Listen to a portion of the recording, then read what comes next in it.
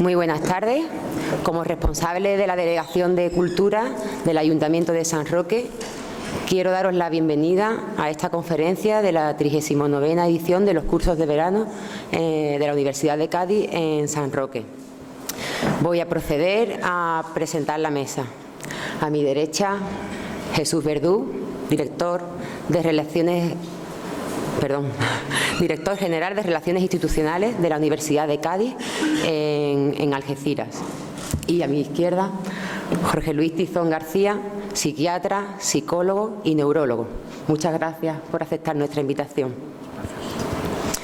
Como último acto de esta edición de los cursos de verano de la Universidad de Cádiz en San Roque, quiero agradecer en primer lugar a la Universidad de Cádiz y a todos sus trabajadores que con ahínco han desarrollado un trabajo ejemplar en colaboración con el equipo técnico de la Delegación de Cultura. Agradecer muy especialmente el trabajo de mi equipo al completo, coordinado por César Aldana. Muchas gracias. Muchas gracias también a nuestro enlace con la Universidad de Cádiz, Palma del Valle. Gracias. Agradezco a todos los coordinadores y ponentes que han participado en todos nuestros seminarios, aportando su buen hacer en sus respectivas materias. Felicitar a los ponentes de nuestras conferencias paralelas, como ha sido el caso de Paloma Sánchez Guernica, Almudena Grandes, Amelia Barcácel y Jorge Tizón. Agradezco también la presencia de Celia Fernández, directora de la Fundación Carlos Castilla del Pino y viuda de este. Me gustaría agradecer y destacar el patrocinio de la Fundación CEPSA, la Diputación de Cádiz, Red Eléctrica de España, el Consejo Social de la Universidad de Cádiz, APM Terminals, Santander Universidades. Y agradecer también las entidades y empresas colaboradoras: Fundación Carlos Castilla del Pino, Foro por la Memoria del Campo de Gibraltar, Hotel Guadacorte Park, Restaurante Don Benito, Álvaro Sánchez de Medina, la Comarca del Swing y Sin Sentido Teatro. Comentarios, varias cifras significativas en esta edición. Un total de participantes en los cursos, aproximadamente unas 250 personas, unas 260 personas también en las conferencias y aproximadamente unas 100 personas han participado en los talleres. Hacemos un balance muy positivo y mostramos nuestra plena satisfacción con el desarrollo de los cursos de verano. Muchas gracias. Le cedo la palabra a Jesús Verdú.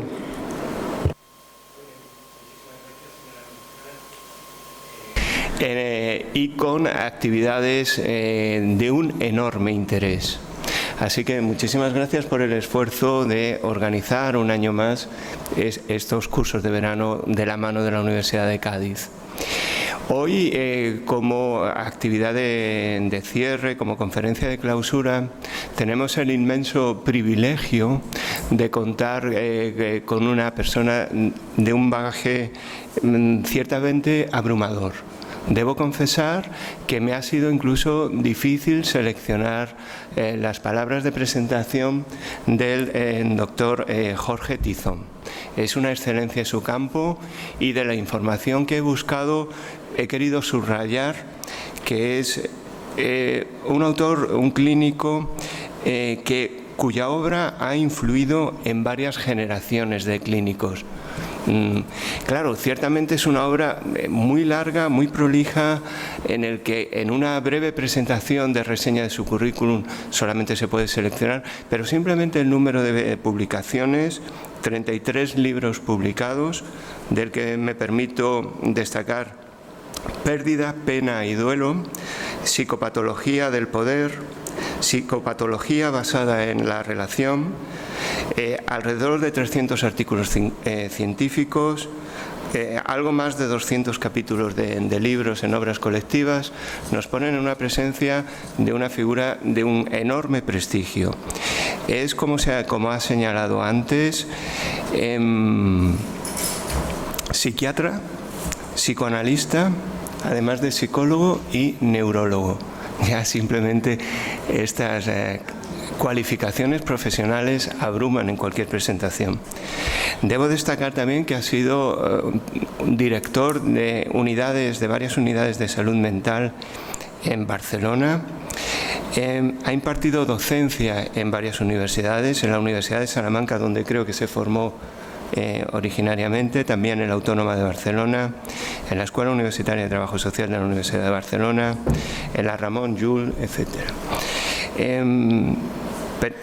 Pertenece también a varias comisiones de enorme interés, como la Comisión Permanente del Plan Director de Salud Mental y Adicciones en Cataluña, y un largo número de entidades de gran prestigio.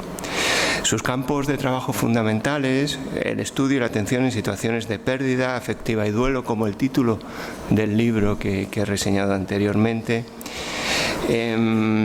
Ha dirigido varios equipos de investigación con financiación externa, etcétera. Es decir, tenemos el privilegio de tener una figura de un enorme prestigio intelectual y personal, y posiblemente una de las grandes nombres en su campo, y creo que es todo un privilegio tenerle como ponente en esta conferencia de clausura. Así que muchísimas gracias por estar con nosotros.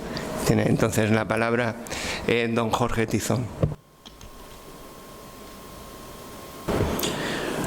Pues muchas gracias, Javier, muchas gracias a la Universidad de Cádiz, a la Fundación Carlos Castilla, a Celia, en el 10º aniversario de la muerte, que ayer todavía glosaba Amelia en este auditorio. Yo les voy a hablar de 4 o 5 puntos, y según como les vea la cara, pues aceleraré al final o no, para que no se aburran. En una horita se pueden aburrir y cansar mucho, y además yo solo sé hablar de cosas bastante técnicas, de lo demás, en fin, poca cosa más. Pero para salirme de ese terreno especialmente técnico, prefería empezar con el mundo griego. Allá en el siglo VII, VI antes de nuestra era, el mundo griego estaba, y la civilización griega estaba en plena ebullición. A diferencia de otras civilizaciones del costat me salía, como me saldrán cosas, catalanismos uno detrás de otro, aunque no soy catalán, pero me saldrán, lo siento. Pero en las civilizaciones como la de Egipto y Mesopotamia, que estaban cerca, a diferencia de ellas, el mundo griego estaba lleno de dinamismo y evolución. Evolucionaba continuamente, entre otras cosas porque no había un poder centralizado, ciudades independientes que competían en todo, militarmente, económicamente, culturalmente y demás. Además, los griegos eran grandes viajeros, en definitiva. Ustedes tienen muchas huellas griegas, Emporium, Empurias en Cataluña, o Gadir, o Tartesos, o Ile en Troya, son un recuerdo de los viajes de los griegos. Y en ese mundo en ebullición nace un nuevo concepto, una nueva idea de lo racional y de cómo entenderse los hombres. Y esa nueva idea, a diferencia de otras culturas anteriores, es que la autoridad no tiene por qué estar basada en la tradición, ni en verdades eternas, ni siquiera en el poder, sino en la capacidad de convencer a los otros. Y de ahí los diálogos socráticos y de Platón y demás. La regla básica de ese conocimiento naciente, que es la ciencia, es sencilla. Todo el mundo tiene derecho a hablar y razonar sobre lo que siente y experimenta, y en definitiva ciencia significa ciencia, es el conocimiento precisamente. Poco a poco se va a ir desarrollando el método científico, que el método científico no es nada más que una forma pautada de obtener nuevos conocimientos, que se basa en la observación sistemática, en la medición, en la experimentación y además en otros procedimientos como la formulación, el análisis, comprobación y modificación de hipótesis, etcétera, etcétera. Pero, en definitiva, las 5 características básicas del conocimiento científico ya nos vienen de esta época de la humanidad y de ese lugar concreto de la humanidad también, ¿no? El conocimiento científico, para disminuir los hipérboles con los que suele hablarse de él y mencionarse, es simplemente una forma de conocimiento que es comunicable, que tiene 5 características al menos: comunicable, verificable, apofántico, no contradictorio y sujeto a histórica y culturalmente contingente. Eso significa que para que un conocimiento sea científico hay que poderlo comunicar verbalmente en alguno de los idiomas, tiene que ser apofántico, es decir, susceptible de dirimirse en verdad o falsedad. Carlos Castilla, por cierto, siempre ponía aquí un ejemplo que era: yo miento. Por definición no es un conocimiento científico, ni puedo serlo nunca, porque por definición no se va a poder dirimir en verdad o falsedad. Es un conocimiento que tiene que ser verificable o falsable según qué teorías de la ciencia hacen hincapié en un lado o en otro. Es un conocimiento que, para que sea científico, no puede estar en contradicción con otros conocimientos de las ciencias coetáneas y, por lo tanto, es un conocimiento que es histórica y socialmente contingente, que desaparecerá y es superado continuadamente, ¿no? El contenido de una ciencia y el avance científico consiste en dotarlo de cada vez mayor profundidad o contenido empírico, es decir, datos comprobables, nada más. Y una ciencia se desarrolla acumulando datos y organizándolos en modelos, en teorías y demás. Pero fundamentalmente el contenido empírico de una ciencia es la capacidad de ser discutidas. Y eso es muy importante para las relaciones entre ciencia y democracia, tal como hoy conocemos ambos conceptos, ¿no? Por ejemplo, en esa diatriba y en esa necesidad del conocimiento, es Voltaire, no Churchill, que a veces he oído, o otros prohombres de la derecha. Fue Voltaire el que dijo aquello de: estoy en desacuerdo con lo que dices, pero defenderé con mi vida tu derecho a decirlo, que vale exactamente para la ciencia y para la democracia. Y en realidad no es ni de Churchill ni de más, es de Jean-François Arouet, es más conocido como Voltaire. Y sobre esos 2 pilares, la ciencia y la democracia, se ha construido nuestra cultura y nuestro mundo. En realidad había conocimientos científicos antes, por ejemplo, los conocimientos científicos de los chinos, que inventaron el ábaco 1000 años antes de nuestra era, o otros conocimientos matemáticos, o los conocimientos matemáticos y astronómicos mesopotámicos, o mayas y aztecas, por ejemplo, etcétera, ¿no? Pero, sin embargo, ese momento y esa época fue un momento crucial y un núcleo crucial para desarrollar la mejor forma de comprender el mundo, que es la ciencia, o una de las mejores formas de comprender el mundo, que es la ciencia, y una de las mejores formas de organizarnos, que es la democracia.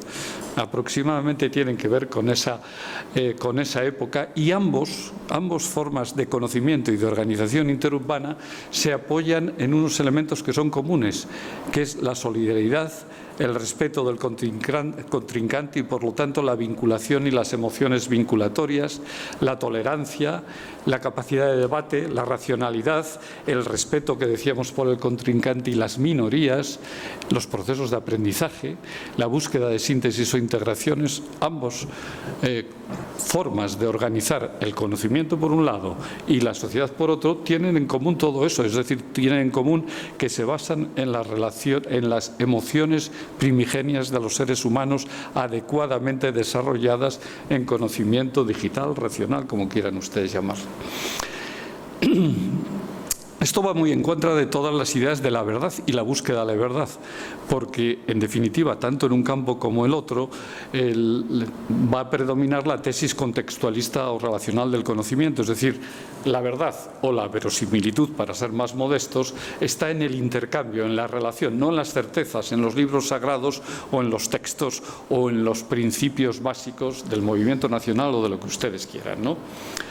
El problema es que todo eso puede resultar, y suele resultar, desviado, alterado, pervertido, tanto la ciencia como la democracia, ciertamente. Entonces enseguida se achaca a que es la influencia de las emociones. Nunca se lo crean, y desde el punto de vista científico eso, aunque es lo que continuamente oirán, es falso. No es por las emociones que se altera el conocimiento o se altera la democracia. Es por la manipulación por organizaciones perversas de la relación que se altera la democracia o que se alteran los conocimientos científicos. Y es una aportación neurocientífica muy, muy reciente y que vale la pena tener en cuenta, sobre todo cuando continuamente vean ustedes que se achaca, por supuesto, antes era a la mujer y a la carne la causa de todas las irracionalidades. Ahora ya da un poco vergüenza decirlo así directamente, y entonces son las emociones, que tienen que ver con la mujer y la carne, ciertamente, otra vez, ¿no? Porque no hay nada más carnal que las emociones primigenias, que es el paquete emocional con el que todos nacemos, ¿eh? Ese es el paquete emocional con el que todos nacemos. Y en ese sentido, lo que debiera enseñarse es el espíritu crítico y no el respeto a los manuales. Y eso sin, además, menospreciar otras formas de conocimiento, como es el directamente emocional, que las emociones son una forma de conocimiento humano, esto no hay que olvidarlo, o el estético.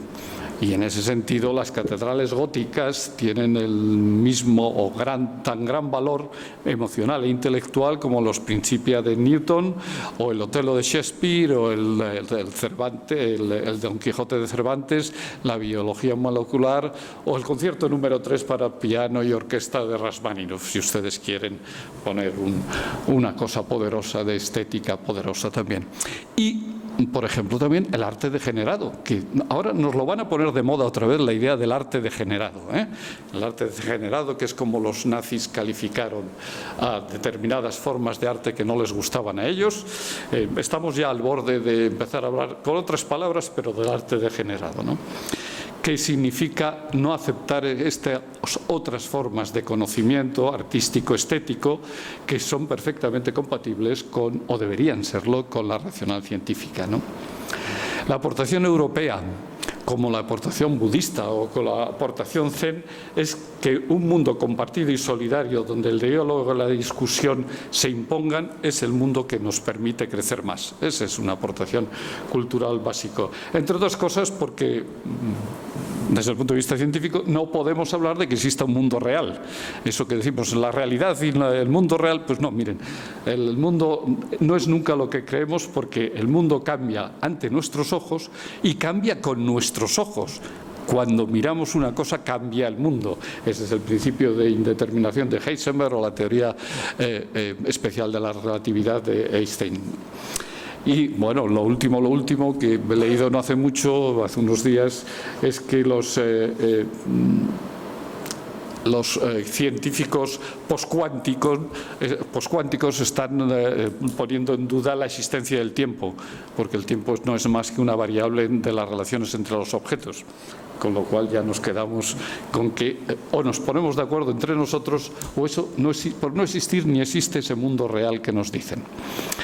Y entonces, ante todas esas cosas que están cambiando y que llevan 70 años, dicen los científicos, los historiadores de la ciencia dicen que en 70 años se ha avanzado la humanidad científicamente como todo a lo largo de toda la historia anterior, ¿no?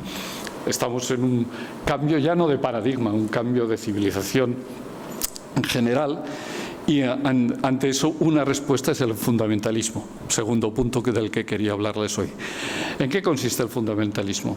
En términos así muy estrictos, se denomina fundamentalismo a la corriente de pensamiento que promueve el sometimiento absoluto a determinados hechos, objetos, doctrinas o prácticas, y que defiende ese sometimiento de forma intransigente.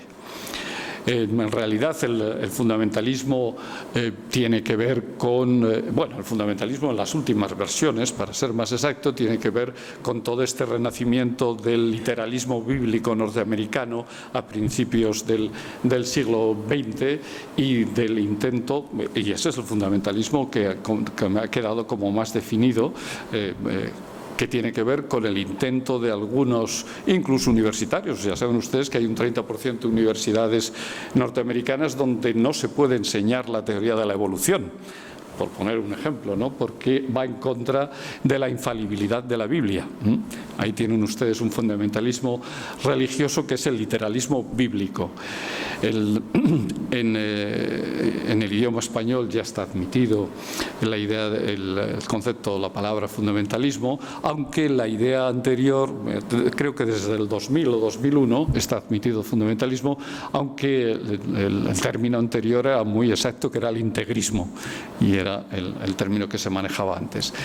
Pretextos para apoyarse en que hay cosas que no cambian, cuando parece que todo está cambiando y puede cambiar.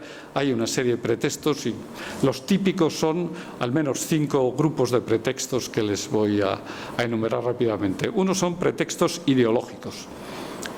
Ideologías diversas, entre otras las religiosas, para aferrarse a los dogmas fundamentalistas. Todas las religiones contienen una serie, o casi todas, mejor dicho, contienen una serie de dogmas y en eso son fundamentalistas. Otra serie de pretextos son las diferencias culturales, mal llamadas diferencias étnicas, porque no existen no son tan claras esas diferencias étnicas. Adela Cortina ha inventado la palabra esta de aporofobia, que tiene que ver con el miedo al pobre. Es decir, al árabe rico o demás no se le tiene miedo o no se le expulsa, es al árabe pobre y demás, ¿no? Y las diferencias socioculturales en realidad no son diferencias étnicas, sino las que promueven el fundamentalismo son diferencias de clase social, más o menos encubiertas con elementos socioculturales. Las diferencias físicas o fisiológicas, afortunadamente estamos en un periodo en el que esto está a punto de desaparecer. El motivo del fundamentalismo en que las mujeres pues son morfológicamente inferiores, tienen discapacidades con respecto a los hombres y está bien que estén abajo porque es donde les corresponde estar y han estado toda la vida. No deben conducir, no deben votar. Yo todavía he vivido esa época directísimamente en toda esa época, ¿no? El cuarto pretexto para el fundamentalismo en nuestra época es la ciencia misma utilizada para el fundamentalismo.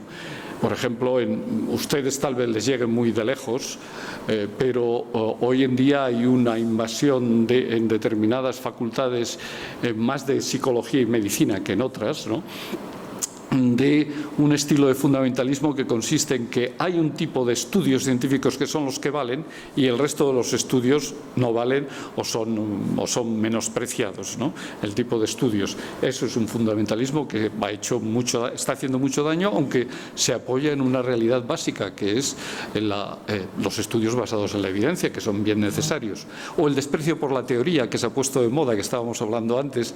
Kurt Lewin decía que no hay nada más eficaz, más práctico que una buena teoría. Cierto.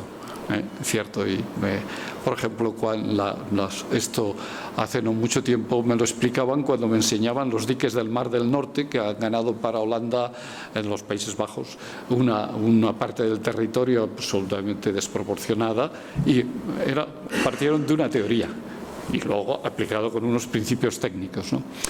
Y un quinto grupo de pretextos para el fundamentalismo es más moderno y que es el de la bioética animal. Nos la están poniendo delante de la cara la idea del fundamentalismo antropocéntrico. Hasta ahora hemos crecido y nos han educado en un fundamentalismo antropocéntrico. El hombre es el centro de la humanidad y a pesar de Copérnico y Galileo nos seguimos creyendo, no tenemos una visión ecológica radical y seguimos pensando que el hombre es el centro de la humanidad, y eso permite todo tipo de atentados contra otros especímenes de la naturaleza. Los estudios críticos animales están poniendo muy en cuestión todo este tema, y es un campo en el que vamos a tener que cambiar también bastante en los próximos años. Es decir, el fundamentalismo ha estado asociado a corrientes ideológicas o religiosas que imponen el absoluto acatamiento a unos preceptos. Y el resultado es que los fundamentalismos son casi siempre dogmáticos, más o menos fanáticos por su militancia comprometida a costa de todo límite, y además son extremistas muchas de las veces, ¿no?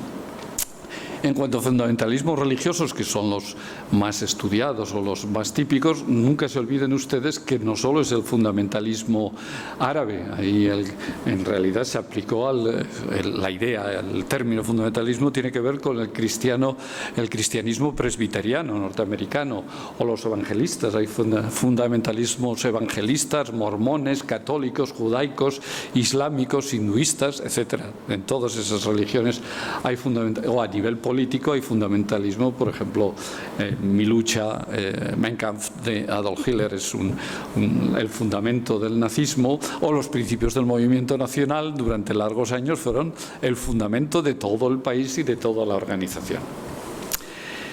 No es lo mismo que el dogmatismo. El dogmatismo es una forma de racionalización en la comunicación. Estamos inseguros de algo y lo compensamos por una rigidez y un fixismo en las convicciones que son reales o aparentadas. Esto además lo explicaba Carlos Castillo Alpino, ayer lo recordó en un libro Amelia Franquesa, lo recordó en un libro que era La naturaleza del saber. Ahí lo explicaba Carlos Castilla. Esas convicciones con rasgo de certeza, que eso es lo básico del dogmatismo, hay quien se las cree, aquello es absolutamente cierto, y entonces eso es una idea sobrevalorada o es una cognición similpsicótica. Pero hay otras muchas veces, yo diría que en nuestro mundo más veces todavía, que solo es aparentemente creídas y fijas y no cambiables, pero son manejadas por organizaciones perversas de la relación para que nos parezca que son fijas. Lo vamos a explicar un poco más apoyándonos en la ciencia, que es lo más antidogmático que existe, ¿no? Pero, sin embargo, también la ciencia, como hemos dicho, puede utilizarse como dogma. El dogmatismo y el fundamentalismo son defensas contra la inseguridad personal, racional, cognitiva, ontológica, cultural, de identidad de uno mismo. Lo contrario es lo que dicen de una actitud racional. Lo contrario es admitir lo nuevo, es decir, renunciar a fundamentalismos y a dogmatismos. Un extremo de fundamentalismos y dogmatismos es la intolerancia, política o de otro tipo. La intolerancia es la actitud ideológica o jurídico-política que fuerza la eliminación de determinados discursos político-culturales del mundo de la comunicación interhumana, de forma abierta, la Inquisición, la censura, el índice, o de forma encubierta, que son las manipulaciones de la opinión pública, lo que hoy en día se llama psicopolítica. Luego explicaremos en qué consiste la psicopolítica. Pero esa intolerancia basada en dogmatismo y fundamentalismo ha sido aplicada, por ejemplo, en nuestro país masivamente al anarquismo. Me gustaría saber cuántos de ustedes tienen ni idea, al menos los estudiantes con los que trabajo habitualmente, no tienen ni idea de qué era el anarquismo, salvo bombas en los teatros. Y no, es un enorme y rico movimiento sociocultural con sus excesos como todo. No digamos el comunismo, el terrorismo, el populismo han sido masivamente aniquilados por una intolerancia política muy fundamentalista y sin que nos enteremos claramente de en qué consisten y qué son, ¿no?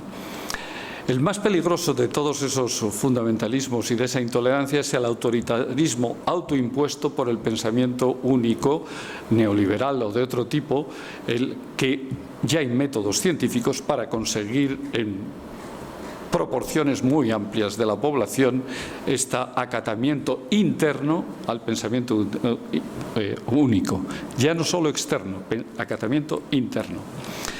En ese sentido, los límites de la intolerancia y los límites del fundamentalismo son los derechos humanos, y en particular la vida y la integridad corporal espiritual. Esto va a ser bastante importante. Porque, por ejemplo, en contra de lo que estábamos diciendo hasta ahora, no hay que olvidarse que las cunas de la democracia y de la ciencia moderna son en buena medida europeas, pero también que los más grandes depredadores de la humanidad hemos sido los europeos.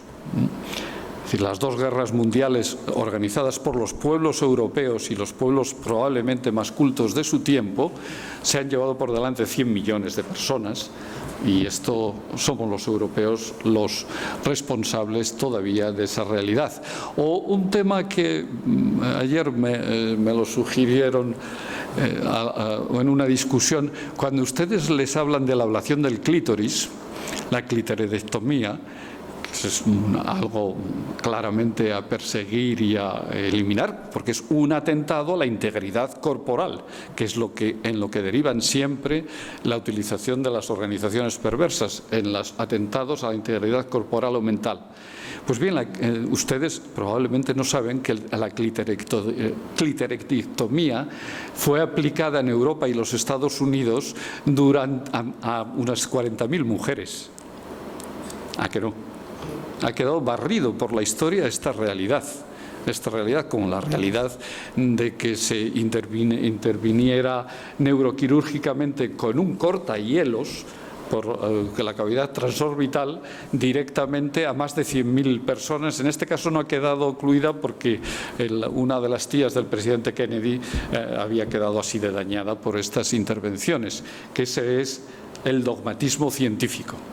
Coger un supuesto conocimiento científico, convertirlo en dogma, y eso es un peligro básico en los que estamos ahora. Por eso les recordaba la clitoridectomía, porque ni se sabe que a las mujeres ligeras de cascos, a las hijas rebeldes y a las mujeres adúlteras en Europa, siglo XX y siglo XIX, podía ser aplicado y era aplicado este castigo, con el apoyo de la psiquiatría naciente, ciertamente, que es por lo que yo lo sé.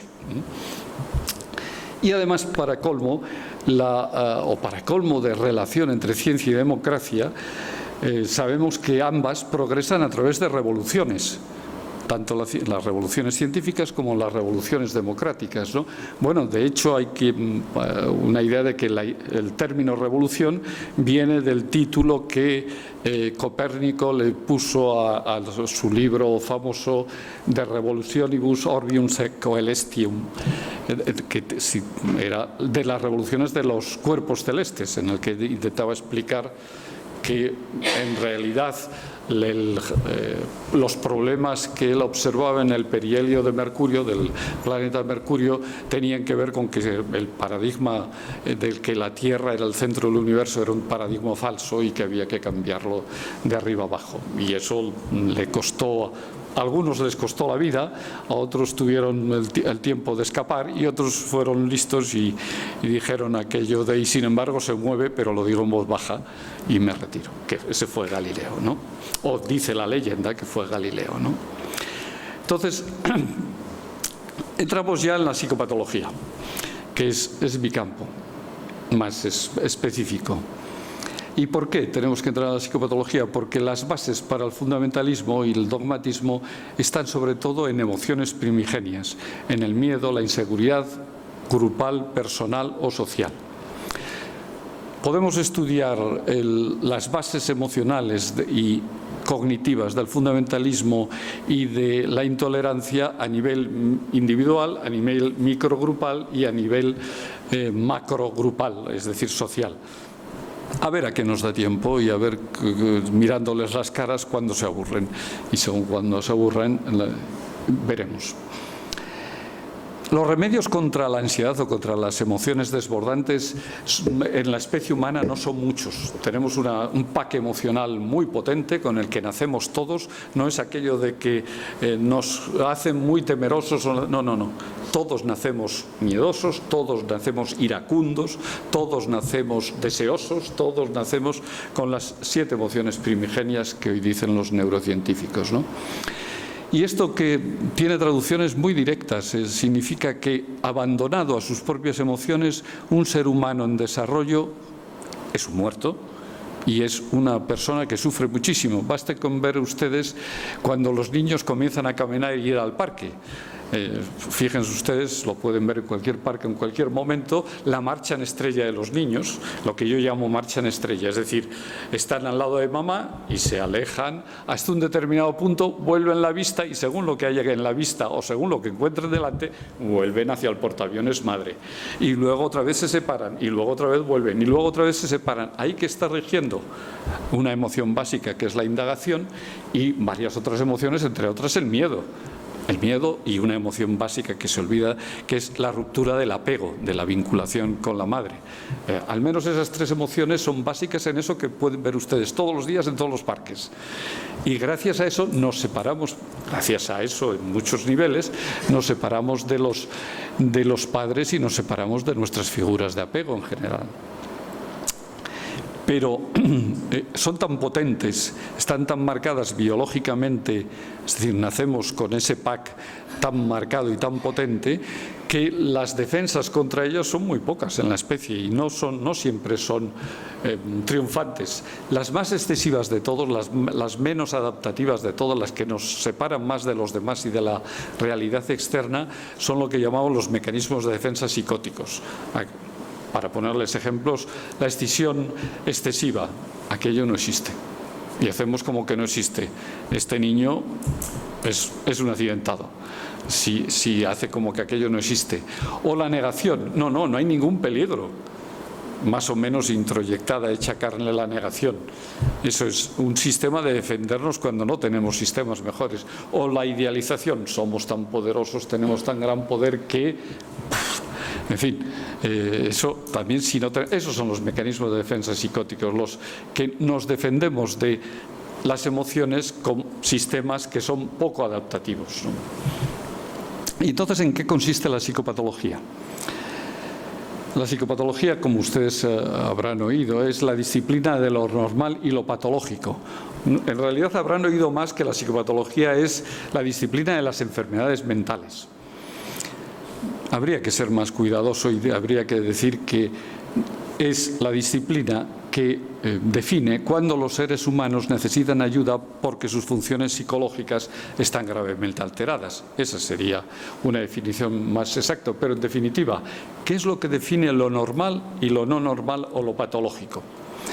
Pues aquí la historia otra vez nos obliga a aprender muchas cosas porque la psicopatología y las ciencias naturales coincidieron, el nacimiento de la psicopatología y el desarrollo fulgurante de las ciencias naturales en los siglos XVIII y XIX coincidieron de tal forma que la psicopatología naciente, la psiquiatría, si quieren ustedes, naciente, el estudio de las enfermedades mentales coincidió con el desarrollo de las ciencias naturales y el desarrollo importante de las ciencias naturales. Y en ese sentido, la psicopatología resultó capturada por las ciencias naturales.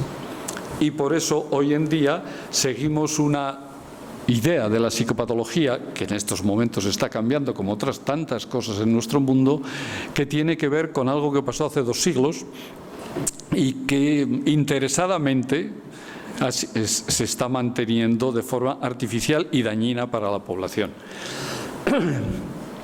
Por eso, Carlos Castilla hablaba de que el término psicopatología, él lo escribía psico, pato entre paréntesis, logía, para indicar que en realidad la psicopatología es una técnica o una disciplina psicológica. Pero hoy en día lo que saben ustedes y lo que sabe la población y lo que enseñan a los médicos es que es una disciplina médica, que eso la está llevando a un callejón sin salida en este momento, no solo por un elemento que ha sido de capturación ya más reciente, porque esta psicopatología muy medicalizada ha sido a su vez capturada por los negocios cortoplacistas de una serie de empresas farmacéuticas. No todas las empresas farmacéuticas son así y por eso para diferenciar las que están por el negocio a corto plazo, pase lo que pase, y otro tipo de empresas farmacéuticas, a las primeras les llamamos Big Pharma. Es que es un término internacional, la gran farmacia, ¿no? Y ese es un nuevo avatar que ha ocurrido en la psicopatología moderna. pero el resultado es que se dispensan más y más fármacos y esa captura ha servido para dispensar más y más fármacos y en particular psicofármacos. No sé si saben ustedes que España, un país tan alegre, con tan buena comida, lo siento el aire acondicionado, con tan buena... Me voy a tener que sacar la corbata y poner la corbata. No, pero... Y que en teoría somos tan alegres, pues resulta que somos el primer país del mundo en consumo de hipnosedantes, de medicamentos tranquilizantes, el segundo país del mundo en antidepresivos, no quedamos en que éramos un país tan alegre y tan vivaracho y tal, y el segundo país del mundo en consumo de neurolépticos, es de medicamentos antipsicóticos que se dan para todo tipo de cosas y sobre todo se están extendiendo a niños, lo cual es una barbaridad antisanitaria. Eso es el resultado de una deformación, de una captura fundamentalista de la psicopatología, pero que se apoya en una derivación que tiene 2 siglos de existencia. Como me imagino que aquí hay algún psicólogo o psiquiatra, no, pues entonces no les... bueno, pues lo siento, pero es que me voy a saltar por respeto el decirles que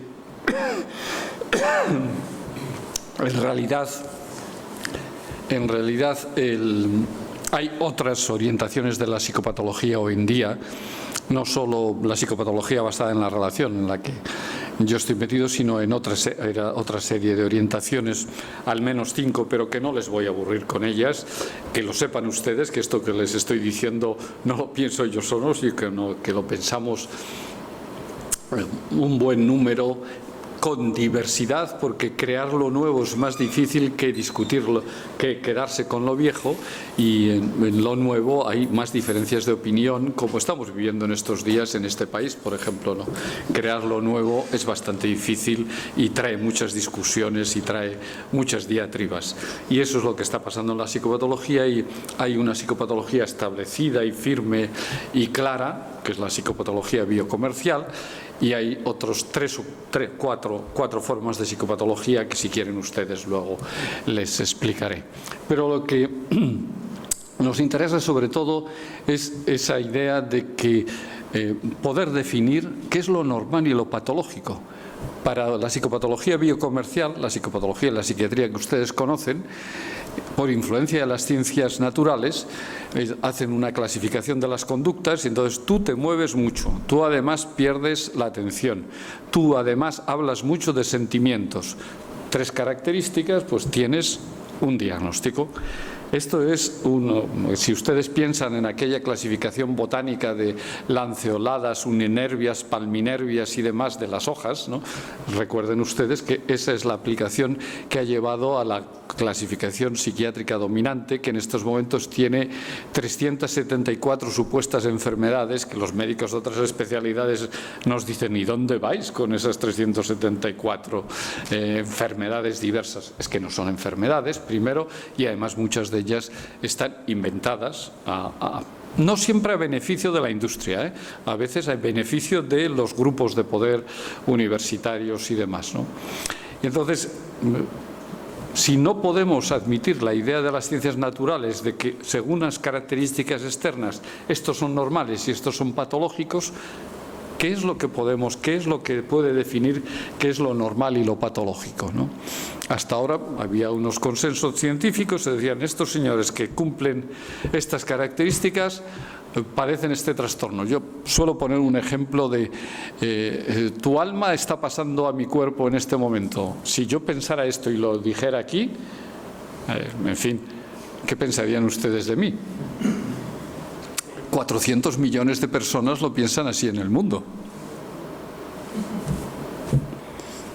Yo sería un psicótico si lo dijera aquí, o me podrían diagnosticar de trastorno psicótico delirante, ¿no? Pero hay 400 millones de personas. No les quiero hablar de la trinidad uneitrina y otra serie de cosas que son complicadísimas, que piensan y creen una parte de la humanidad y no piensa y no cree otra parte de la humanidad. Son formas diferentes, ¿no? Entonces, no nos vale ese procedimiento de las ciencias naturales hoy en día, y diversas orientaciones de la psicología están buscando a ver cuál puede ser. porque la psicopatología, aquí siguiendo Darwin, a la postre no son sino formas desadaptativas de organizar las relaciones humanas. Cuando no sabemos qué hacer en determinadas relaciones humanas, nos adaptamos a esas relaciones humanas o a esos ambientes primigenios como podemos. Y entonces, ¿qué es lo que puede definir ahí lo dañino o lo normal o lo patológico, ¿no? Pues hay diversas orientaciones que no les voy a explicar ni mucho menos porque sería muy largo, pero por decirles algunas así muy rápidamente, la sociedad japonesa de psiquiatría se ha desvinculado ya de esa orientación de la psicopatología. El principal instituto de investigación norteamericano, el National Institute of Mental Health, se ha desvinculado de esa psicopatología, que es la que aquí seguimos utilizando y en gran parte del mundo. En la sociedad británica de psicólogos acaba de proponer, que me ha hecho una faena, porque entre el tercer y el cuarto tomo de mi psicopatología ellos han sacado, un grupo poderosísimo, han sacado una psicopatología de otro tipo y que está también orientada en la relación. En definitiva, ¿cómo podemos definir lo normal y lo patológico desde esta perspectiva? Hay algunas otras formas de definir lo normal y lo patológico que no sea una descripción fuera, externa, quiero decir.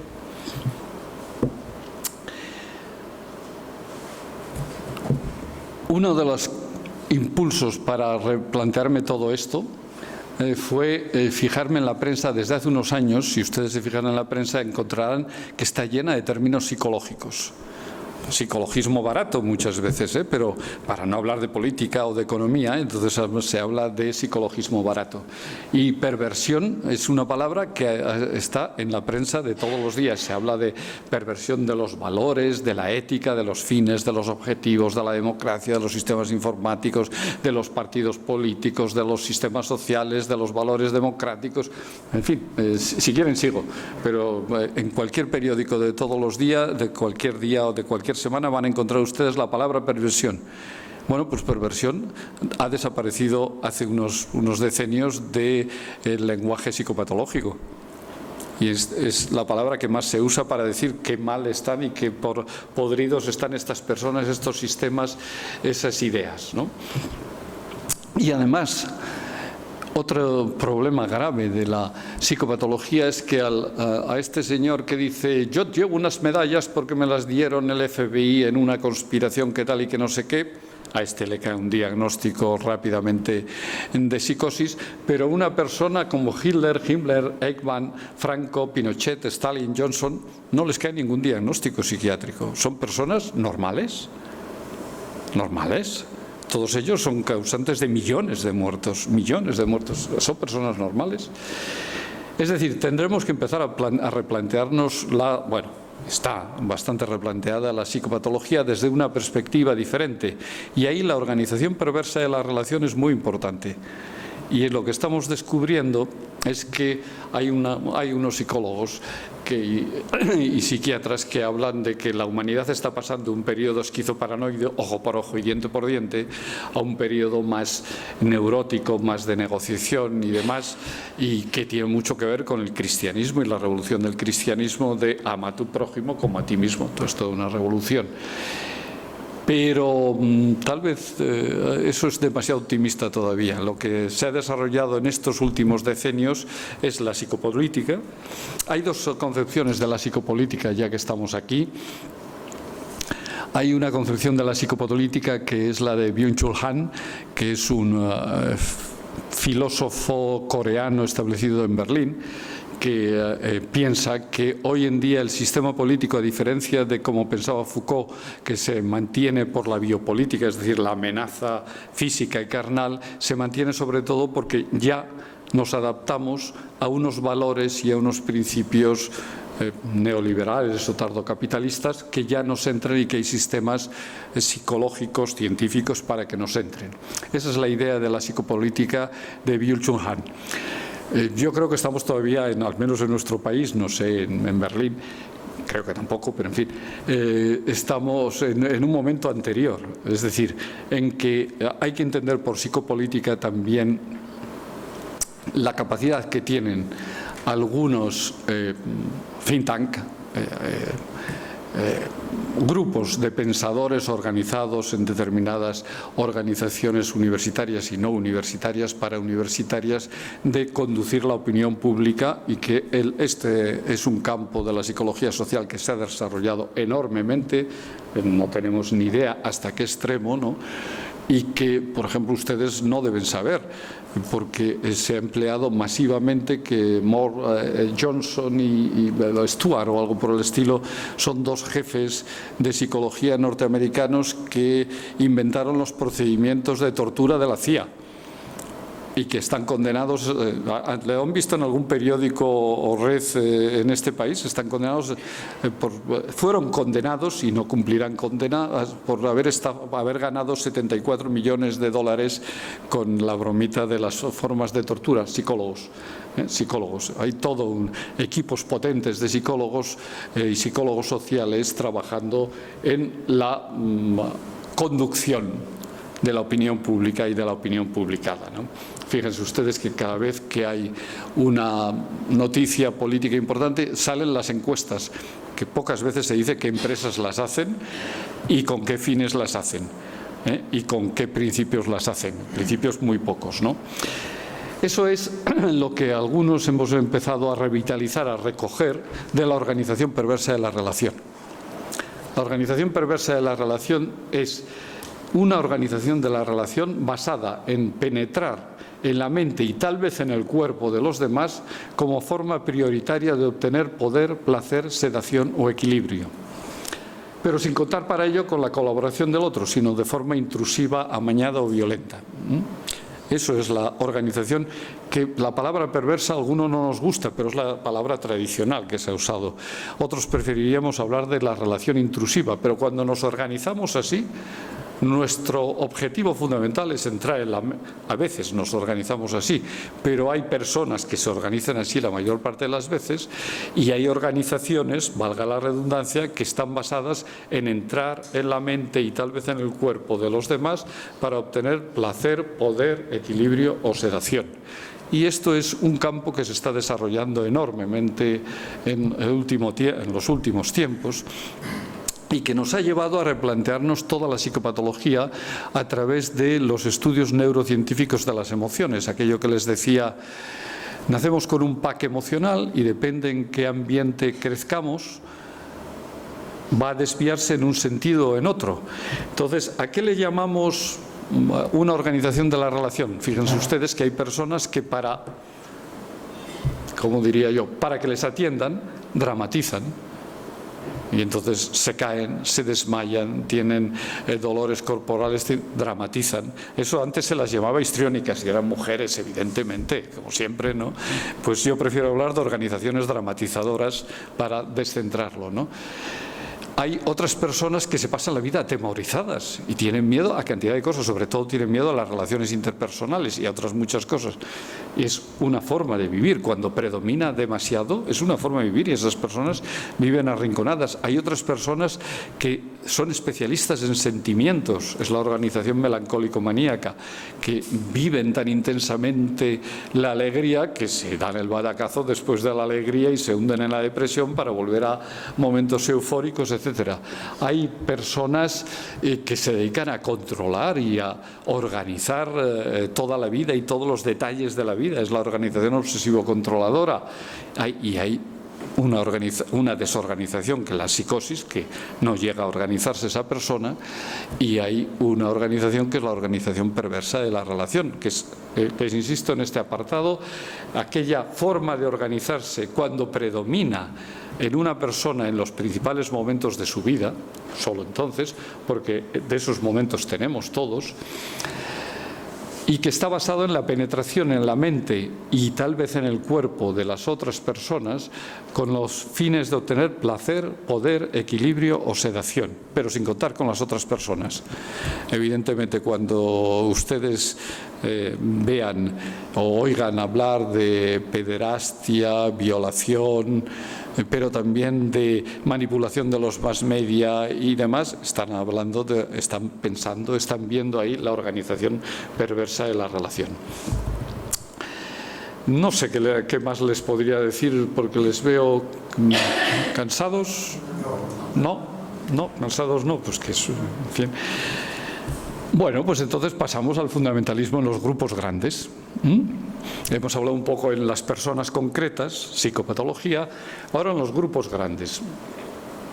Los seres humanos, desde esta perspectiva más cultural, somos limitados supervivientes entre la omnipotencia de la fusión inicial con la madre, el fundamentalismo más básico de todos, y la adquisición de una limitada autonomía. Fíjense ustedes que, limitada autonomía como miembros únicos e irrepetibles, cada uno de nosotros, pero en los arenales de la historia. Cualquier playa tiene millones y millones de granos, como la humanidad tiene 7.600, no sé qué, 41 millones de habitantes en julio, me parece que era lo que a principios de julio, ¿no? O como, si quieren ustedes ponerse más poéticos y de ciencia ficción, en definitiva somos únicos e irrepetibles, pero somos lágrimas en la lluvia, que decía Blade Runner, ¿no? el replicante Roy, en una novela que, por cierto, la novela, no sé si en la que se basa Blade Runner, no sé si saben ustedes que es una novela psicológica, no psicológica, con título psicológico y freudiano. Es algo así como: ¿sueñan los androides con ovejas eléctricas? Porque los humanos soñamos con ovejas, ¿no? Los androides sueñan con ovejas eléctricas, y eso es como se titula la novela Higgs, que es en la que está basada Blade Runner, ¿no? Y es donde se dice la frase aquella famosa que todo el mundo conoce de ¿cómo es? Yo he visto cosas que vuestros ojos nunca verán, he visto asaltar naves en llamas más allá de Orión, y he visto rayos C brillar en la oscuridad más allá de la puerta de Tannhäuser. Todos esos momentos se perderán conmigo como lágrimas en la lluvia. Y eso es lo que somos, lágrimas en la lluvia, más o menos. Y de ahí la añoranza de regreso a algo seguro, a algo fundamental, que todos tenemos esa tendencia, que en último extremo es la añoranza del regreso a un estado simbiótico inicial, la Arcadia inicial, la felicidad, la república, la no sé qué, hacia atrás. La superación del narcisismo humano implica la aceptación de las limitaciones y, por lo tanto, pues eso, que somos lágrimas en la lluvia y que ser únicos e irrepetibles, pero lágrimas en la lluvia. Y por eso tendemos a disociar la realidad de los millones de muertos causados anualmente por nosotros. Si nos diéramos cuenta, cambiarían. Antes les he recordado la realidad de 100 millones de muertos entre las dos guerras mundiales, de 71 a 76 en la segunda, alrededor de 20 y tantos en la primera, ¿no? Pero, por ejemplo, cuando en cantidad de temas poco o nada se dice de la oposición a los grandes depredadores de la humanidad, que en este momento son los fabricantes y traficantes de armas. En este momento, claramente, y de esto oirán bien poco. Es decir, mucho de inmigrantes y los que mueren, pero ¿y por qué salen de...? Yo suelo decir en este campo, el genocidio por lapidación es técnicamente imposible. A pedradas no hay genocidios, ¿eh? Se necesitan las armas automáticas fabricadas en Europa, Estados Unidos y Rusia, y España creo que está en el 5º lugar en la fabricación de armas automáticas, en la exportación, perdón, de armas automáticas, ¿no? Es decir, y hasta que esto no tomemos conciencia de que la humanidad es un solo bloque de 7.641 millones de habitantes y que hoy en día están enormemente intercomunicados, y si son perseguidos y masacrados en sus países, van a venir a otros, que además no es por casualidad, somos los fabricantes de sus situaciones, ¿eh? No hay que olvidarse, ¿no?, de ello, ¿no? Esto ustedes pueden creer que estoy hablando desde una perspectiva psicoanalítica, pero no. Estoy hablando desde otro tipo de perspectiva, además de la psicoanalítica, porque hoy en día también las diversas orientaciones de la psicopatología van coincidiendo y van homogeneizándose. Un último campo que me gustaría decirles 4 palabras, ¿no? Ahí voy a seguir a hablábamos con Javier un momento antes de un sociólogo, psicoanalista, turco-chipriota, pero que ha hecho toda su carrera en West Virginia, en Estados Unidos, y que, bueno, en este momento está en Chipre, pero que ha sido nominado 4 veces al Premio Nobel de la Paz.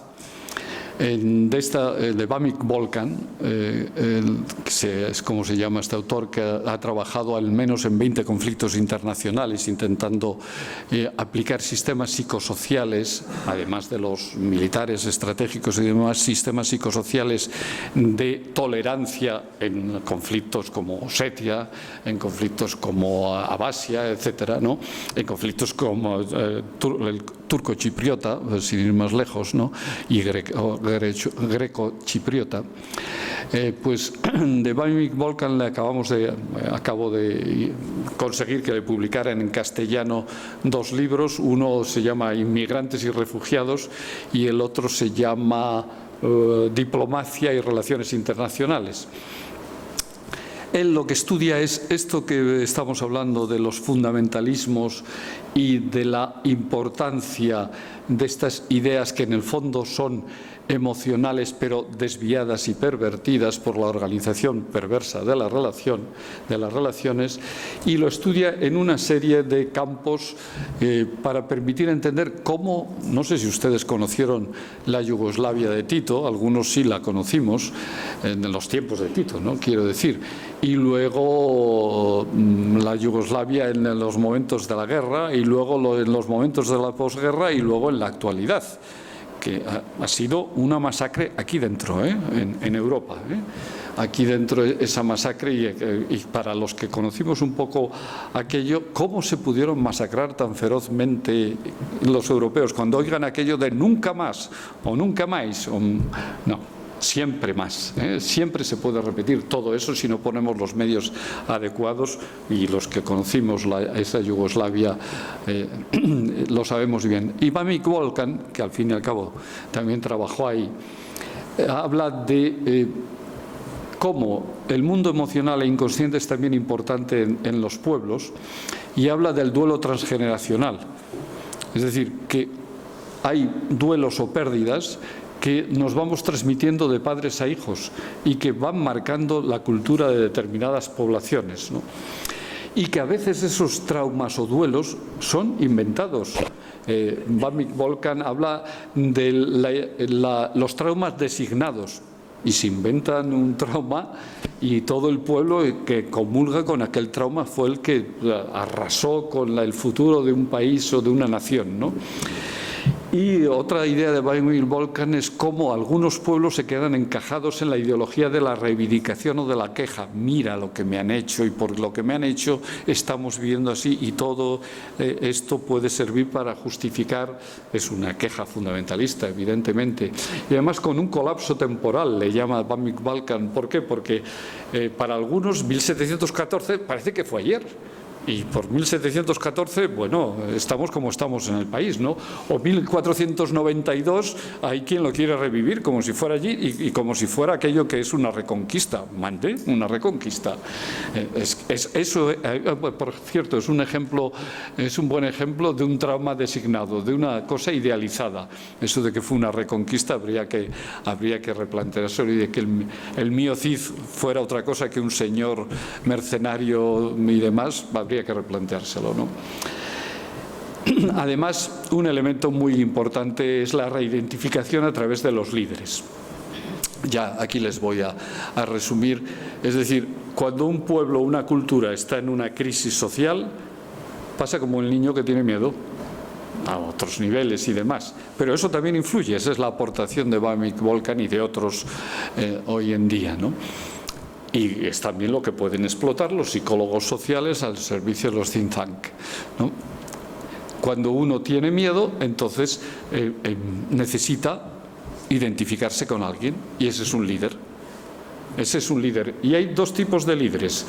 Los líderes, en términos generales, estoy hablando en términos psicológicos, los líderes naturales o los líderes de grupo de trabajo, cuando una noción, una cultura, un grupo, una empresa necesita alguien que organice los sistemas conscientes e inconscientes para tirar adelante, ese es un líder de grupo de trabajo. Pero los grupos de trabajo son pasajeros y todas las empresas, los grupos de trabajo, las nacionalidades y las familias pasan momentos de disgregación. Y cuando pasan momentos de disgregación, esos grupos humanos tienen tendencia a volver a lo que se llaman grupos de supuesto básico o supuesto primitivo. Es decir, tienden a comportarse como si predominaran en ellos, y a veces se dice así, 3 o 4 supuestos básicos. Uno, el de dependencia. Necesitamos un líder y con el líder todo se solucionará. Francisco Franco, por la gracia de Dios. El segundo supuesto básico, el que un grupo en crisis tiende a revitalizar, es el supuesto básico de ataque-fuga. Esto pasa en todos los grupos humanos, pequeños o grandes. O atacas a uno de fuera o huyes porque te van a atacar. Y entonces el grupo se monta en ataque o fuga, ¿no? Y luego el tercer supuesto básico primitivo es el supuesto básico de esperanza mesiánica. Llegará un día que la raza aria, la esvástica, el movimiento nacional y no sé cuántas cosas nos salvarán la vida, que es un fundamentalismo básico en algunos grupos en crisis. Y además, para colmo, los individuos más vulnerables que viven en esos lugares, en esos países, en esas culturas, son los que más necesitan pegarse. Bamick dice que como si fuera una tienda de campaña. Se pone en la tienda de campaña del supuesto básico y se pegan al líder. Y esas son las personas que más se pegan al líder. Si quieren ustedes, hablamos luego de la banalidad del mal y de Hannah Arendt, pero de momento nos vamos a quedar ahí, porque es un momento clave para la manipulación política y la manipulación social, cuando el grupo está en crisis y entra en su puesto básico y hay un líder de su puesto básico que lo sabe utilizar. Y hay especialistas en eso, y si no, cuéntenme ustedes cómo 65 millones de alemanes se podían creer que la raza aria era superior y que estaba escenificada por un señor más bien bajito, más bien moreno y bastante poco ario, la verdad, ¿eh? En fin, pero 65 millones se lo creyeron y bueno, más o menos, y eso significó, por ejemplo, cuando se habla del holocausto, que fue verdad, evidentemente los 6 millones, pocas veces se nombra de que los nazis exterminaron a todos los oficiales polacos. Es decir, todos los abuelitos alemanes se dedicaban a matar gente desarmada y lo tuvieron que hacer, probablemente lo tuvieron que hacer. Eso es Europa también y hay que tenerlo muy en cuenta porque eso ha pasado, eso se ha hecho. 20 millones de rusos, entre 20 y 22 millones de rusos murieron con la Wehrmacht porque le pasó como a Napoleón. Rusia es muy grande y por lo tanto plantea un problema logístico. Muy grande, muy frío, muy barroso, un problema logístico con los prisioneros. Por lo tanto, hay que matar a todos los prisioneros y esto es lo que hicieron todos los abuelitos y los bisabuelitos. Y es una cosa que repercute sobre Europa en este momento y que tiene que ver con los grupos de supuesto básico y con esa forma de enfocarlo, ¿no? Bueno, vamos a quedarnos por ahí porque hay otras posibilidades. Evidentemente hay otra forma de enfocar todo eso, hay otra forma de enfocar la psicopatología, hay otra forma de enfocar los grupos. No es fácil. Ya les digo que en psicopatología, incluso en una técnica científica, hay varias orientaciones diferentes rumbo a lo nuevo, no digamos en política, cultura o grupos humanos, pues habrá muchas orientaciones y vamos a tener que ponernos de acuerdo en grupos de trabajo. no en grupos de supuesto básico, porque en ese sentido hay buenos y malos, y los buenos siempre son los buenísimos y los malos vienen de fuera, huelen mal y además tienen otro color de piel, ¿no?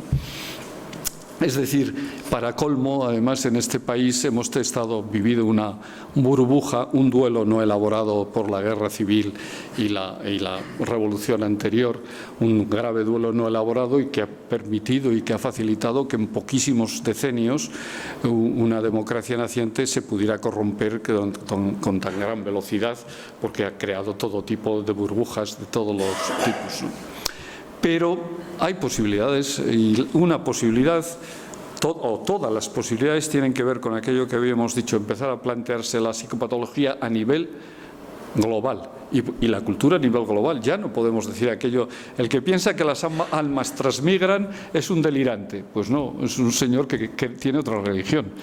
Y en cuanto veamos el mundo así a nivel global, el que crea que hay unas conspiraciones del FBI o de la CIA para hacer no sé qué tal, es un delirante crónico. Hombre, pues visto los señores Johnson y Smoller, en fin, nos lo tendremos que plantear también. Es decir, tenemos una visión humana radical, yo prefiero hablar de ecológica radical, por un lado, en la que además se tengan en cuenta el resto de especies, por ejemplo las especies animales, una perspectiva de cambio radical que solo estamos empezando al principio, que es el feminismo del 99%, ¿no? Yo a veces lo digo así.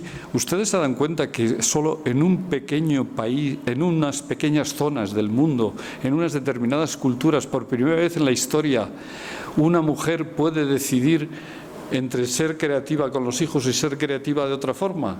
Esto es una pequeña parte de la humanidad, por primera vez en la historia de la humanidad, y es más de la mitad de la humanidad. Eso es un cambio radical que no sabemos todavía a dónde lleva, ¿no? Bueno, de momento en nuestras ciudades de otra pequeña parte del país y del mundo vemos muchas más mujeres que hombres por las noches por las calles. Y no sé dónde se meten los hombres, pero esto en ciudades como Madrid, Barcelona, Sevilla, basta con ir por la calle, abrir los ojos y ver que hay más mujeres que hombres. ¿Dónde están los hombres? Pues están en una situación de crisis que les puede llevar a grupos de supuesto básico, pero que también nos abre la posibilidad de que una perspectiva nueva para el desarrollo técnico y cultural, que es la de la reparatividad. Es decir, durante milenios la humanidad ha vivido en la postura esquizoparanoide de ojo por ojo y diente por diente. Luego vino el cristianismo y otras religiones, por cierto, en otras latitudes, haciendo la insistencia en el amor. Ama a tu prójimo como a ti mismo. Pero estamos en otro momento, probablemente, del mundo en el que no solo basta con ama a tu prójimo como a ti mismo, sino en que o ayudamos lo que está mal estropeado, hecho daño, discapacitado y demás, y lo incorporamos como parte de la especie, o pereceremos como especie. Y eso es un momento diferente, que es el momento de la reparatividad, que está solo empezando, pero que tampoco es tan nuevo.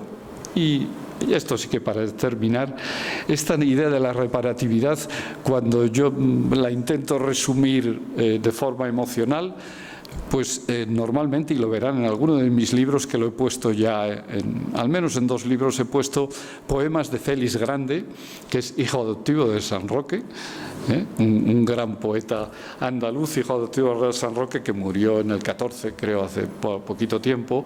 Y yo suelo usar, para explicar qué es la reparatividad, un poema de Blanco Espirituals, uno de los libros de Félix Grande, que dice: escribo porque no soy un degenerado, porque estoy muy en deuda con 2 viejos que languidecen en la edad al borde de su nieta, con una persona pequeña vestida de telas graciosas, con seres que me dieron o me dan, con gentes que pasan, con años que transcurren camino de los siglos, con un sueño de amistad popular que cruza solitario como un viejo vehículo del mar por el mar de la historia. Como un sueño de amistad popular que cruza solitario, como un viejo vehículo del mar por el mar de la historia. Y en ese sentido, pienso que debemos ser bien críticos con muchos fundamentalismos, pero teniendo en cuenta nuestros fundamentos biológicos, psicológicos y socioculturales. Y entonces, permaneciendo inquisitivamente atentos. La indagación es una emoción básica, aunque no se tiene en cuenta nunca como emoción básica. Tenemos que permanecer inquisitivamente atentos para ampliar las capacidades de solidaridad, mentalización y reparatividad de la especie, o si quieren ustedes, de esta abigarrada y atribulada humanidad que estamos embarcados en un viejo vehículo del mar, que diría Félix Grande, el navío espacial llamado Tierra. Gracias por su atención.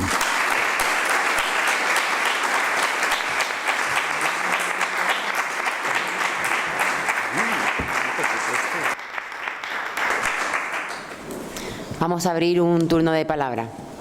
¿Alguna intervención? Sí, estamos en una sociedad patógena, ¿cierto? Sigue. ¿Qué riesgo corremos para intentar adaptarnos a esta sociedad patógena? ¿De enfermarnos a más? Esto lo trató ayer Amelia.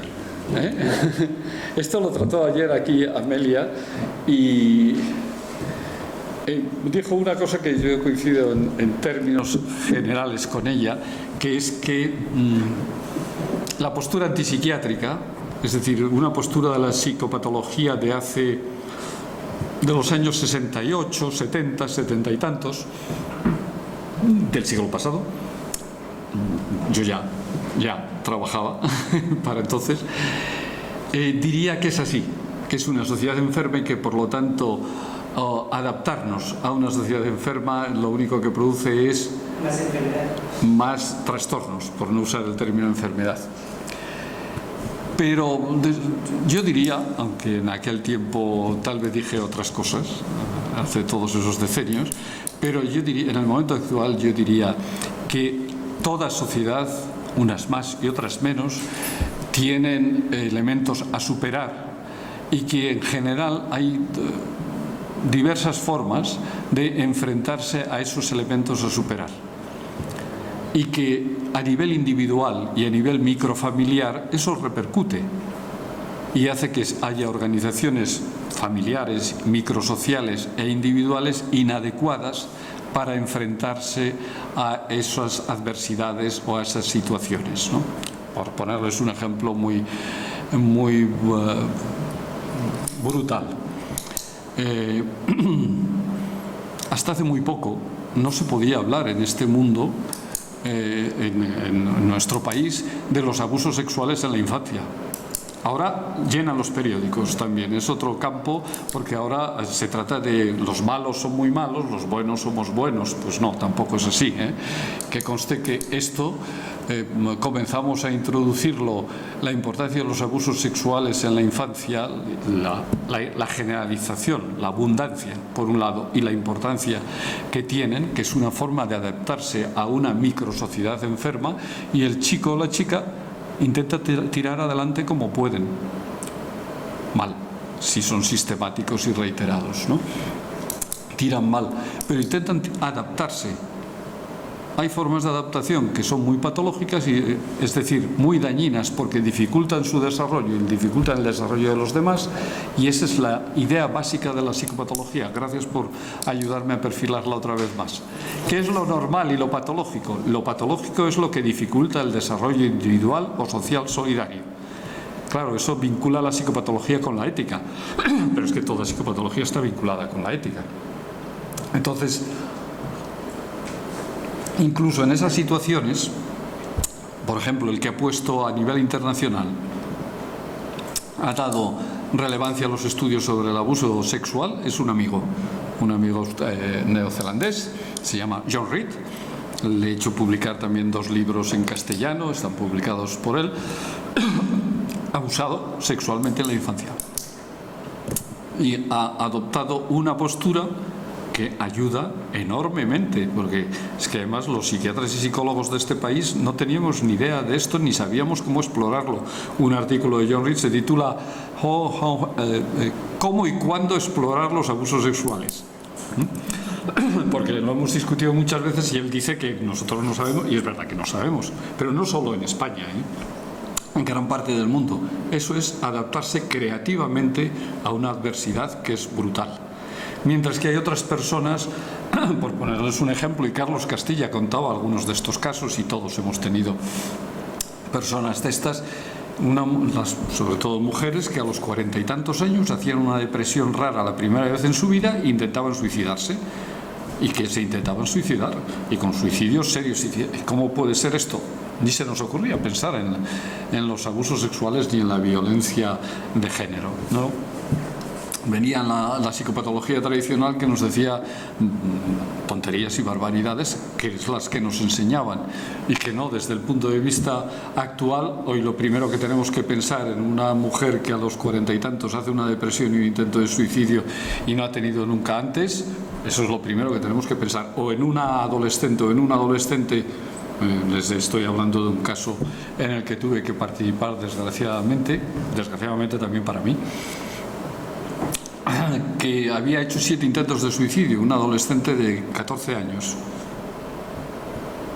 Ahora, cuando ustedes vean esto, lo primero que hay que pensar es en el abuso sexual. Y luego, a lo mejor no, es el 60%, 70% de las 70 y tantos por ciento de las veces, creo recordar las cifras, ¿no? Pero evidentemente hay otro 30%, ¿no? Pero piénsenlo, porque es otro mundo. Esta persona evidentemente adopta una postura que no le permite desarrollarse, ¿no? Y por cierto, por ejemplo, en este caso, no solo ella, sino otras, en nuestro país esto es legalmente hay que comunicarlo o denunciarlo si ustedes quieren, es obligatorio. Y esta niña chica había visitado 2 servicios de urgencias que no lo habían comunicado, Esta niña era una muerta, su futuro era ser una muerta. Ese era el futuro que se había puesto de acuerdo inconscientemente y subrepticiamente la familia. Porque había abusos sexuales, ustedes saben también. Estaba pensando un compañero médico que una vez me explicó cómo se suicidaba la gente en un pueblo de Andalucía, que es el que tiene más alto índice de suicidios de toda España. Un pueblo concreto de Andalucía, que no un pueblo concreto. Y él era el médico de este pueblo y estaba desesperado, pero no tenía que ver con abusos sexuales este caso, ¿no? Pero cuando ustedes vean esas situaciones de adolescentes o de... antes se decía, se cayó por la escalera ahí. Eso es lo que nos habían acostumbrado a creer. Y esto lo ha conseguido en buena medida investigaciones científicas. Además, John Reed se dedica a la ciencia empírica y se ha dedicado a hacer investigaciones sobre ese tema o sobre qué creen ustedes, por ejemplo, qué es más estigmatizante, qué margina más, es decir, limita el desarrollo social, solidario. El pensar que las personas están enfermas y que están locas porque eso es una enfermedad, o pensar que tienen, por cogerle, aquí al lado está Marruecos, los DAT, les entran unos espíritus maléficos dentro que los trastornan. ¿Qué creen ustedes que es más estigmatizante? Naturalmente los europeos decimos, hombre, esto de dioses y seres maléficos. Pues John Reed, que trabajaba en Australia y en Nueva Zelanda, lo estudió en los aborígenes y luego lo ha estudiado en otras series de países del mundo. Y es exactamente al contrario. Las ideas populares o religiosas son menos estigmatizantes que la idea actual de la enfermedad. Por ponerles otro ejemplo de la creatividad de John Reed en un planteamiento diferente. Es decir, ante una sociedad, todas las sociedades tienen problemas, todas tienen conflictos, en unos momentos mayores y otros menores, nos adaptamos a nivel microsocial de diversas formas, a nivel individual de diversas formas. Lo importante es que permanezca la mayor capacidad de desarrollo social e individual solidario. Nada más. Una persona más trastornada será aquella que tenga más trastornada su capacidad de desarrollo personal solidario o que esté trastornando a más personas en su desarrollo social solidario. Lo cual en el campo del derecho plantea unos problemas enormes que conozco, vamos, que conozco que están, no conozco la solución de esos problemas, pero que vienen para los años venideros. Bueno, pues para finalizar me gustaría dar las gracias a todas las personas que han participado en los distintos seminarios, en los distintos talleres, y el Ayuntamiento de San Roque y la Universidad de Cádiz se pone a trabajar para la siguiente edición, la número 40. Muchas gracias.